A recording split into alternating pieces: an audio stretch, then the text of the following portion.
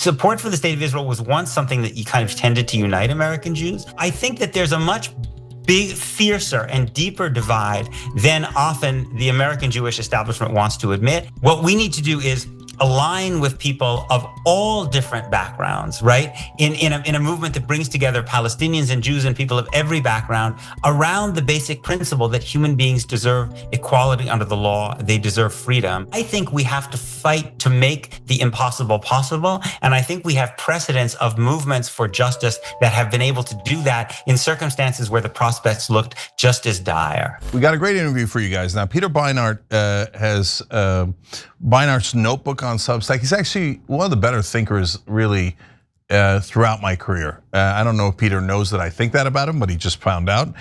He has a new book out, Being Jewish After the Destruction of Gaza, A Reckoning. I really want to talk to him about that. And he's also the editor-at-large at Jewish Currents. So Peter, welcome to the Young Turks. Thank you. So Peter, I've always loved your work, smart, compassionate, moral, and you did it again with this book. First, tell the audience what you mean by being Jewish after the destruction of Gaza. Well, I mean, I think that what Israel has done in Gaza, which is, as you know now, kind of widely recognized as a genocide, is not just a moral catastrophe. It's a spiritual catastrophe for those of whom try to live in accordance with Judaism. What does it mean for us when a state that speaks in the name of the Jewish people, that deploys all of the symbols and many religious texts of our tradition, is doing that in the pursuit of mass ethnic cleansing and indeed of genocide? I think this is going to be the greatest spiritual crisis for the Jewish people since the Holocaust. And I think we've barely begun to grapple with it. For Americans, it will be another massive kind of crisis in terms of kind of what it means for any possibility of America having any legitimacy in the world. But in a way, the Jewish question is an even more intimate question for me. And that's why I wrote this book specifically towards other Jews. Yeah, so and that's why it's an extra blessing. So I want to break it down, but first, it's interesting because Yuval Harari, and my other favorite writer, also said the same exact thing you did, or it feels like it was the same thing, where he said, look, we had 2,000 years and then some of Jews being the victims of injustice and fighting past it and then helping others. And I'm adding now, right? Helping the civil rights movement and helping, by the way, Muslims during the Muslim ban that Trump tried, et cetera. And the ADL was great on that. And he's like, now after Gaza, are we going to be known as militaristic? You know, I don't think he used the word oppressors, but something along those lines. And is that how the world is going to see Jews going forward? So what's your sense of that? How much damage has been done to how people, and there's a couple of different things here, how people perceive Judaism and then Judaism itself, right? Yeah, go ahead. I think there has been a kind of a cancer that, especially since 1967 in the United States, has really entered into the American Jewish establishment and American Jewish discourse. And it is essentially the centrality of the idea that allegiance to the state of Israel is the definition of what makes you a good Jew, a Jew in good standing. And so in many Jewish communities in the United States, for really most of my life, the question that people ask about someone and whether they're living the right kind of Jewish life is not whether they keep Shabbat or whether they keep kosher or whether they visit the sick or whether they give a charity to the poor, wash the bodies of the dead, any of these things which are ancient and central to Judaism, but it's whether they basically unconditionally support this state. And I argue in the book that I think actually is a kind of an idolatry. It's a kind of worship of the state, the treating of a state which is something human made as if it is a god, it is godlike. You know, how often are we told before we can enter any conversation about Israel and Palestine, we have to accept Israel's right to exist as a Jewish state. Jewish tradition, as I read it, does not believe that states have inherent rights or inherent dignity. It's human beings who have the right to exist. States are only instruments for the protection of human beings. But in so much Jewish discourse, that has been completely flipped. So Israel's right to exist with this supremacist political system is considered sacrosanct, right? The right of Palestinians to exist, to live, is considered much less important. Yeah. So there's some Orthodox sects, I lose track, I'm sure you know, obviously, that were always against the creation of Israel. And I always thought it was kind of funny, right? Like, oh, those are Jews against Israel. But it turns out they might have been right. And that's why we have the First Amendment in America, because when you combine state and religion, it poisons both. Yes, I mean, there were a variety of reasons and kind of textual readings about this, but there was also a suspicion of nationalism, right? And of the impact of nationalism. We live in an age now. This is not just a Jewish thing. I think of extreme, horrifying hyper-nationalism. I mean, and I look at some American conservative Christians, and I think these people seem to act as if you don't have an American passport, you're worthless. This seems also to me a kind of an idolatry, a worship of the state, and a losing sight of the as Abraham Joshua Heschel said, the only thing that's created in the image of God is the human being. And so yes, I think some of those Orthodox anti-Zionists had some of that understanding. And now, thank goodness, there's also a younger group of people, mostly progressive American Jews, who are saying, our belief is in equality under the law. We believe that human beings are created equal in the image of God, and that states should treat people equally under the law. That's what we're fighting against the Republican Party, over in the United States. And if we believe that, how can we possibly support a supremacist state in Israel and Palestine? Yeah, so I want to get to that because ironically, I think you're tougher on Israel than I am when it comes to the ultimate, fix for this problem. But we'll come back to that in a second. Well, one thing I'm super interested in is the reaction of the Jewish community to this at large, right? So I'm not in the Jewish community. I don't, have my friends are Jewish, but it still doesn't. I don't go to synagogue. I don't go to temple, right? I'm not in the community. So. First, what's your sense of how it is these days? Like when we first, obviously after October 7th, 100% united, it was a tragedy, horrible, all of that, obvious, right? Now, the tragedies and the slaughter began pretty quickly thereafter. But again, all right, buffer zone for a period of time, 2 months, 6 months. There shouldn't be, there should never be a genocide. There should have never been that slaughter. But at least psychologically, emotionally, you need time to process it. And people are, the ethnic bias is the biggest bias. I know it applies to Turks just as much as anyone else, et cetera, right? But now 2 years in, so I don't want to make assumptions. What percentage, and I know you're guessing, right? Obviously, right? And it's super rough. But roughly what percentage of the Jewish community now goes, no, this isn't right. This isn't what we wanted. And what percentage are still like, nope, Israel's the answer, I forgot the question. Yeah, I mean, it's hard to answer that question. We don't have great polling. The kind of the questions that are asked in polling often don't really get at these things. I would first of all note just actually that there were people who started protesting within just days after October 7th, and many of those were Jewish-led protests because I think they weren't. I don't think it was because they didn't understand the horror of October 7th, but I think they understood what Israel was likely to do because Israel made that pretty clear from very early on.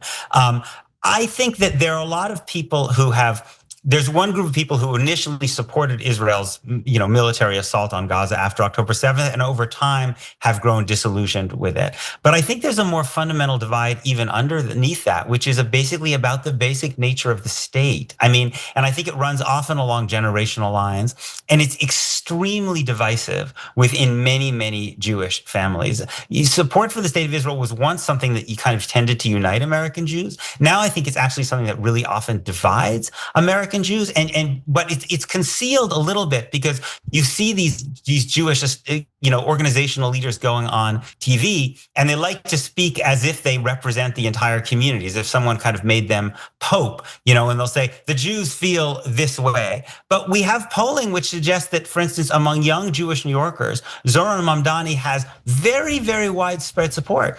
And Zohran Mamdani is basically an anti-Zionist, right? I mean, that's part of the reason he's so controversial, right? And so I think that there's a much fiercer and deeper divide than often the American Jewish establishment wants to admit, and often sometimes that the American media tends to admit. Yeah. So when I was growing up, I grew up in a town that was nearly half Jewish, roughly speaking. We were Jewish enough, I've told the story many times before on the show, that I was on the football team, and when other teams threw bagels at us, right? And it was the 80s, it was Jersey, it happened, okay? So I grew, but the Jewish community I grew up in had two traits, okay? One was the wonderful decency and morality that you're talking about, and that I've seen in Jewish tradition over and over again. And it's not just the being great at the civil rights movement, looking out for other victims of injustice, etc. But it's also questioning the rabbi, emphasizing education. We don't listen blindly to authority figures, and because that's what among the many reasons why is because that's partly what led to the Holocaust and the pogroms and all that. When you blindly listen to authority figures, right? So I love that culture. But it also layered on top of that was a love of Israel and an unquestioning love of Israel. So now back then I didn't know that was in conflict, but honestly it's always been in some degree of conflict, right? But now after October 7th and the genocide that ensued after that, it's an open conflict, right? You can't say anymore, I'm for the victims of injustice and open-minded and open-hearted, etc. But it's 64,000 dead Palestinians at a minimum is not enough. I want more. 20,000 Palestinian kids dead, not enough. I want more. No, that's in conflict. You can't have both, right? So it's forcing people into a decision. And I'm just trying to get a sense of, I know the young are great. Jewish leaders in the peace movement, we've been given credit to from day one. They're great. They've always been great. So those are not in question. But in terms of like the heart of the Jewish community, where I'm trying to ascertain, and the reason I'm asking, Peter, is because it's politically so important. Because Jewish Americans can make such a giant difference here. So to what degree have they been moved by your argument and the folks on your side? Yeah. Look, to be fair, I don't hear a lot of people saying we want 20,000 more dead. But unfortunately, the policies that they support end up bringing us to that situation, right? Because if you support continuing American arms sales and continuing Israel's assault on Gaza, that's where you're going to get, even if you say you don't want that. I think that the bulk of power in the American Jewish community still rests with people who basically support Israel unconditionally. They tend to be much better organized, they're older, they have more resources. But the good news is that I don't think that we have to have the balance of power in the Jewish community, those of us who have I think a kind of more equality-oriented perspective. What we need to do is align with people of all different backgrounds, right? In a movement that brings together Palestinians and Jews and people of every background around the basic principle that human beings deserve equality under the law, they deserve freedom. And what I see, I don't think the pro-Palestinian movement is perfect. I don't agree with every particular single slogan at every rally, but I think it has some of the dynamics of the great moral movements of our time, the civil rights movement, the anti-war movement, the anti-apartheid movement. When I go around the country, I see people of all different backgrounds coming together around a basic solidarity about the idea of how human beings should be treated, and that gives me hope. Yeah, I hear you, but ironically, I'm not getting the hope I was hoping for. So because I was hoping that at this point that a good percentage of the older folks had moved.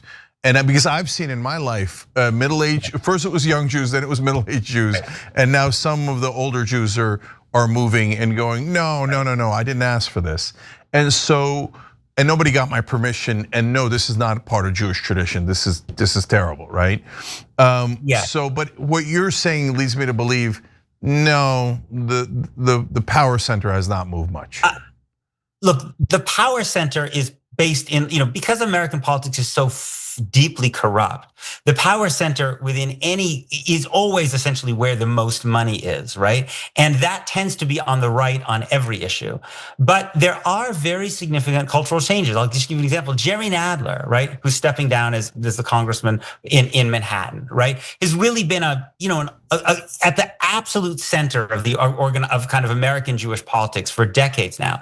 Nadler has just said that for the first time ever, he is going to vote to condition military aid to Israel. For someone like Jerry Nadler, that's a massive shift. Even just a year or two ago, the number of Democrats in Congress who would have supported that was very, very small. Now it's become maybe half the Democrats in Congress. I interviewed a rabbi named Ismar Shor. He was for a couple weeks ago. He's in his 90s. His family fled the Holocaust. He was for 20 years the chancellor of the Jewish Theological Seminary, which is where the conservative movement within Judaism produces its rabbis. An extremely eminent figure within American Jewish life. What he said about this as a stain on Judaism, about literally the way that the synagogues will have to reckon in the same way that the Catholic Church reckoned with its horrors. There are people who come from the center who are also rethinking things. Yeah. Okay. So then you got folks like Jerry Seinfeld. So we just covered it on the show today. Somebody asked him about Free Palestine. No, nobody asked him actually. He was giving a speech at Duke. Yes, he voluntarily, said, if you say Free Palestine, that means you hate Jews and you're worse than the Klan. So I find that to be mental. Like there's something deeply wrong with you. That if you think freeing Palestinians means you hate Jews, that's not just a slight on Palestinians, that's a slight on Jews, right? That if you love Jews, you have to imprison and enslave Palestinians. That's so insane to me. But I've seen the same kind of bias again in the Turkish community, right? So how is it being Jewish within the Jewish community these days when you are in favor of freeing Palestine? How do you have conversations with people like Jerry Seinfeld, whose brain apparently has melted? I mean, look, I think the most fundamental thing that affects people is whether they actually have interactions with Palestinians that require them to listen to Palestinians. I don't know Jerry Seinfeld, but my assumption would be that Jerry Seinfeld has never read a book by a Palestinian author. He's never seen a film by a Palestinian. He's never had a serious political conversation with a Palestinian in which a Palestinian has said to him, "This is what happened to my family in 1948 when we were expelled by Israel. This is the consequences for my life. This is what it's like to live as a Palestinian under a condition that even Israel's own human rights organizations call apartheid." And what happens, unfortunately, in many parts of the Jewish community, I imagine this was true for Jerry Seinfeld, is people are constantly talking about Palestinians all the time without listening to Palestinians. And that is a recipe for dehumanization. The people who have come to a different view are those who actually engage with Palestinians and listen to them. And then I think they're able to overcome this kind of dehumanization, which is true in many, many different communities, the tendency to dehumanize the adversary. But when you look them in the eye and listen to them, I think that starts to melt away. Yeah. I guess I'm a little bit more heartbroken, and not just about Seinfeld because I grew up watching Seinfeld, but by a community that I loved and has been great to me, and I believe in them. So as they continue to not bend, I get heartbroken again and again and again, right? Yeah, I mean, I hear what you're saying. I mean, but I just think it's important to remember that in some sense, every community, racial, religious, ethnic community is divided by questions of values, and so it's always an illusion to think that there is some kind of unanimity within a population because they share some identity. Even though Jews may share a common set of traditions and a common set of experiences, we interpret those in dramatically different ways, right? And I see this in community after community, right? And so to me, the question, I think that non-Jewish people who care about Jews, and I'm glad they care about Jews, it's an illusion to think that you can stand in solidarity with Jews. Right? What you have to do is you have to make your own decision about what are your values. You can't outsource your conscience. And then what you will find is that there are Jews who share those values, which are basically about human equality, and there are Jews who don't. Just like there are Christians who do and Christians who don't, and Muslims who do and Muslims who don't, and Hindus who do and Hindus who don't. We're fully human, so we're no different than anybody else in that regard. Yeah, so I of all the things we agree on, I couldn't agree more on that. Like that's the biggest agreement we have, of course. So first of all, it's irrational and honestly unintelligent to think that anybody in a different religious or racial group is different. No, we're all the same. We're all the same species, right? Obviously, right? So what happens is cultural shifts throughout time, and really it's more about power than it is about any particular religion or race. Because power corrupts and absolute power corrupts absolutely. And so this is just and sometimes a matter of literally geography, which Harari writes about brilliantly. And so, okay, so I'm gonna get to Israel in a second because you and I think disagree on how to fix it, and that's an interesting conversation. But last thing on the community, and so as Peter is saying here, there is no the community, there is no the Jews, right? Everybody's different, and it's a variety of things. So when we talk about the community, we're in that case, I mean the power center, right? The folks who are exhibiting political power at this point, et cetera. So and we're both saying, like, or I shouldn't put words in your mouth. I was hoping for better from that portion of the community.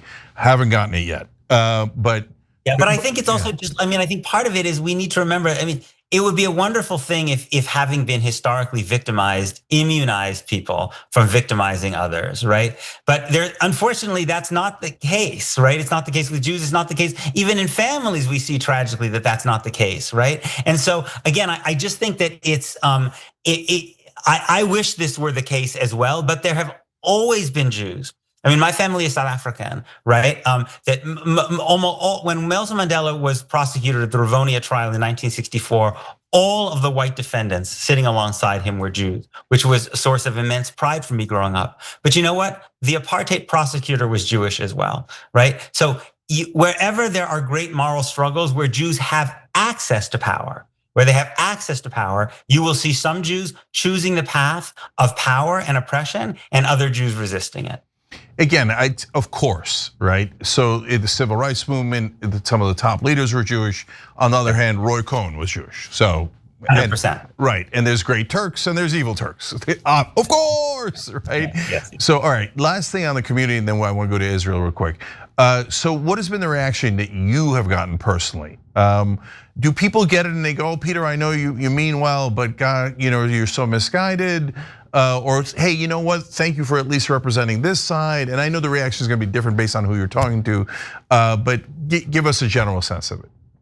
Yeah, I would say there's a range. I mean, there are people for whom, there are people who see this, people like me as traitors, right? And see that Jews need, and so nobody likes a traitor. And there are other people who might accept that I'm arguing from a position of goodwill, but they think that I'm deeply, deeply naive in my view of the world and my view of Palestinians. And then there are other people who feel appreciative because they feel like they've been so upset and alienated themselves, and they appreciate the fact that they're seeing articulated some of this alienation. Again, oftentimes it's on generational lines. Sometimes, a lot of times, I've had people say, I'm giving this book to my father or my uncle or my grandmother so that we can have a conversation about this because the generational divide is so great.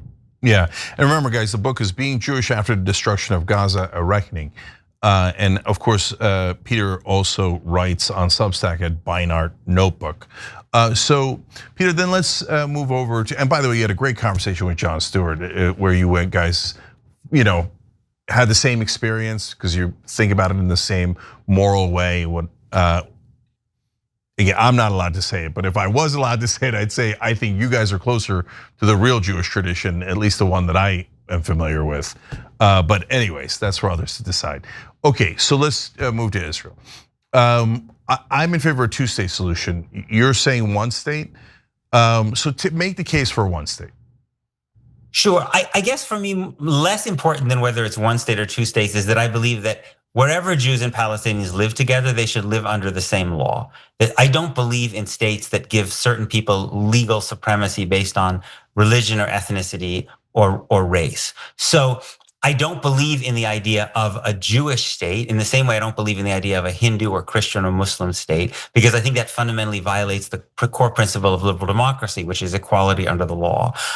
So that's my fundamental problem. I think that Palestine, one of the basic ideas behind the idea of a Jewish state is it has to have a large Jewish majority, because if you don't have a large Jewish majority, Jews won't be running things. Well, if we think about it in the United States, who are the Americans who talk about maintaining our demographic majority, right? Those aren't people that we share values with. So if I don't like Tucker Carlson and all these guys talking about maintaining a white Christian majority in the United States and having an immigration policy based on that, how could I support that principle in Israel? Especially because Israel, more than half the Palestinian population in 1948 was expelled. And in order to maintain a Jewish majority, you have to say that none of those people or their children or grandchildren have the right to come back. How can I tell those people that I, as a Jew, have the right to return to this place after 2,000 years, but they can't return after 75 years? It seems to me to violate the principles of human equality that I believe in everywhere. I can't make an exception for my own people if I genuinely believe in this principle.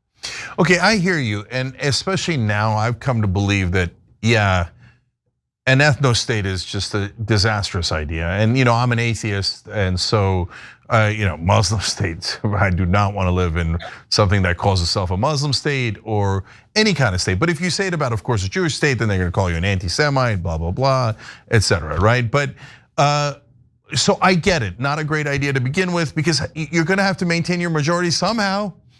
And that's going to be a problem, and it makes it racial and discriminatory by definition, right? So I get it, and I'm convinced of that. But the reality on the ground is, Israel is never ever going to accept a one-state solution. They're never ever going to willingly be outvoted by the Palestinians. So it's not realistic, is it? Well, look, at this point, certainly not. Nor is a two-state solution realistic. There's almost nobody in his mainstream Israeli politics today who supports a sovereign Palestinian state, and Israel is racing to make one impossible with massive settlement growth and is on the verge of annexing a lot of the West Bank. I think what you're saying makes a lot of sense, but I would just add this one cautionary note. It was inconceivable to most white Americans as late as the 1940s that we would have an army where it was routine for white soldiers to take orders from black officers. As late as the 1980s, it was inconceivable to most white South Africans that you could have an election that would produce a black man be the president of that country. Great movements for justice. It was inconceivable when I was growing up that the Soviet Union would not dominate Eastern Europe. Great movements can make something that is inconceivable in one moment in history conceivable in the next. I don't know whether this will happen in this case. It could be that we who believe in Jewish and Palestinian liberation fail, and that Israel succeeds in destroying much of the Palestinian population. But I think we have to fight to make the impossible possible, and I think we have precedents of movements for justice that have been able to do that in circumstances where the prospects looked just as dire. Yeah, so I hear you on that, but let me ask you one last hypothetical. So the Arab coalition basically has a peace plan that certainly I would take. And the core of it, if we're just cutting to the chase, is two-state solution, no right of return for the Palestinians, but they get West Bank and Gaza Strip. They don't get all of it, but they get some healthy percentage that they could live with, right? Barely live with. I would take that deal. Would you take that deal? Well, it's really up to the Palestinian people to decide what they want. I mean, the Arab League initiative, which was, comes out of from 2003, actually calls for a Palestinian state on the entirety of the West Bank and Gaza, including East Jerusalem, and what they call a just and agreed upon solution to the refugee question. So it doesn't concede quite as much as what you're suggesting. Now, it might be in negotiations that Palestinians do decide that they would be better off accepting, giving up on the right of refugee return and accepting a state on just the West Bank, Gaza, and East Jerusalem, or even some smaller amount of that with land swaps. But there has to be a legitimate process by which Palestinians come to that conclusion. And part of the problem is that Palestinians are not allowed to choose their leaders. Most of their most legitimate, popular leaders are sitting in jail. So if Palestinians make that decision that that's what they want, right? Just like in any movement of people who are denied basic freedoms, they decide they're going to make certain political concessions for the sake of reality, then I think that's legitimate. But I don't think it can be imposed upon them. I think Palestinians have to decide that for themselves. And it's also important to recognize that right now, a Palestinian state is not on offer. It hasn't been on offer at least for 15 years for Palestinians. Well, obviously it's worse than that because the Israeli government voted to not ever allow a Palestine. So, you hope that they reverse that, but the current Israeli position is, no, we're going to imprison them, enslave them, whichever word you want to use, for the rest of time. Which is, again, it's given Jewish history, that is a shocking statement to make. That given what's happened to Jews throughout history, given what happened to Jews in Egypt, given what is said in Passover dinner, it's unbelievable, right? Yes, you're right. But again, Judaism is a vast and ancient tradition. So we have voices that speak in incredibly powerful terms. These are the ones that mean the most to me about the inherent idea that all human beings are created equal in the image of God, that we should always remember that we were strangers in the land of Egypt. But it's also the case that if you read Jewish texts, if you read Deuteronomy, if you read Joshua, Judges, Samuel, Kings, you'll see things that may sound very genocidal. I mean, when Benjamin Netanyahu talked about Amalek and describes the Palestinians as Amalek, that's also quoting Torah. So again, just like Christians or Muslims and everything, we have an ocean of different voices within our tradition. The question is, which ones are we going to prioritize? What are our basic values? And that struggle is very, very, very fierce, I think, right now among Jews in the United States in particular. Yeah, all right, one last question. And by the way, on the peace settlement, of course it's up to the Palestinians. And Israel has managed it so that you can't find a Palestinian leader to negotiate with because they've just labeled all of them terrorists, right? So then by definition, they don't allow for a negotiation, et cetera. And they say they don't ever want to give it anyway. But anyways, I would swap a little bit of land, not much at all. I would swap right of return and I would take the deal if it was up to me, because for God's sake, separate them, stop fighting, stop killing each other. And obviously the Palestinians need a state. Are they never going to have a state? That's insane. That's an insane position, right? Yeah, I mean, to me, the question is, I think for me, the principle is that Palestinians deserve to be citizens of a state, whether that's their own independent state or whether that's the state in which they live now, which is the state of Israel. And they need to be citizens of a state. That's the basic foundation for having political rights. Yeah. And if they don't want a two-state solution, then of course, then your side begins to win because it is one state. They're just drawing lines, right? And it's kind of saying like, okay, these are the ghettos, whether you fill in the blanks for whatever analogy you'd like from the past. And we've confined the Palestinians to these ghettos where they have no rights, and we could starve them anytime we want. We could kill them, detain them. They have no rights at all. And if that's Israel's plan, and if you're supporting Israel's plan to keep them in permanent ghettos, it's A, not going to work, it's B, it's disastrously immoral, right? And C, it's gonna lead to a one-state solution, because at some point, people are gonna go, well, they exist. Are you gonna give them rights or are you not gonna give them rights? And if you say you're never going to give them rights, then you're a dictatorial government, and you're a despotic government. Right. Right, and I think again, unless you think you can do to Palestinians what we did in this continent to Native Americans and destroy the population, which is what I think the Israeli government would like to try to do. If you don't do that and you're having to live alongside, and God forbid Israel would be able to do that, that's what we must fight against. But if you're going to be living alongside Palestinians, I think a situation where you live alongside people who you brutally oppress is less safe for everybody. I think societies are safer when everyone has a voice in government. And I think that the people tend to take up arms when they have no nonviolent mechanism of having the government listen to them. Yeah.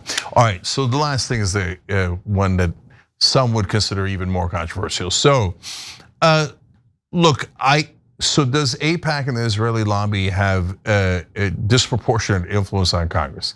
I'm not asking that question to you because that's an empirical question, and the answer is yes. Overwhelmingly not close, just like the big pharma does, big oil does, etc. Right? So, okay. Is there any recognition, again, in the power centers of the community that is driving a lot more anti-Semitism?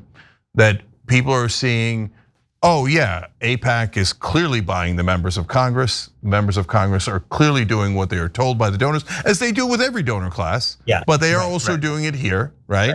And that is making people very, very angry.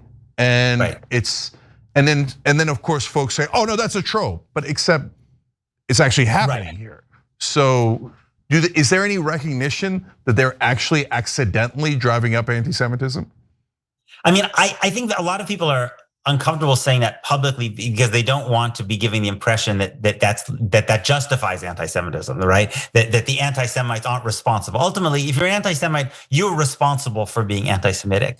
But the way I would put it is, if we want to fight against anti-Semitism, right, which I think we need to do in partnership with all the other different kind of communities who are suffering bigotry, this is a terrible, terrible way to fight anti-Semitism, because what you do is you separate Jews from other people who need to be struggling for the principle of equality. And you basically have Jewish organizations go in partnership with these authoritarian, supremacist Republican Party, Trump groups, right? And so then you have them, destroying American universities in the name of keeping Jewish students safe, even though the vast majority of Jews on these campuses don't want the Trump administration to cut off and start censoring and destroying these universities.